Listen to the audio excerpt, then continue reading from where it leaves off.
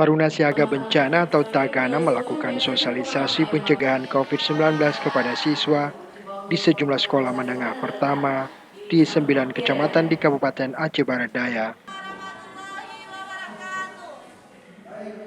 Pelatihan ini bertujuan agar siswa memahami tentang COVID-19 dan cara pencegahannya. Selain itu, petugas juga menjelaskan penerapan protokol kesehatan kepada siswa untuk memutus mata rantai penyebaran COVID-19. Para siswa diajarkan cara memakai masker dengan benar, mencuci tangan dengan air mengalir, menjaga jarak, serta menjauhi kerumunan.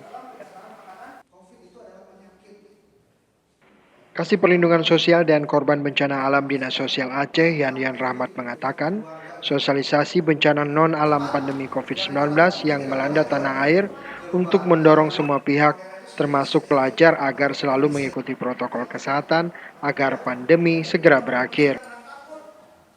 Kalau ininya kan tetap sesuai dengan protokol kesehatan yang pemerintah sampaikan. 3 itu kita jaga selalu cuci tangan, pakai masker dan jaga jarak.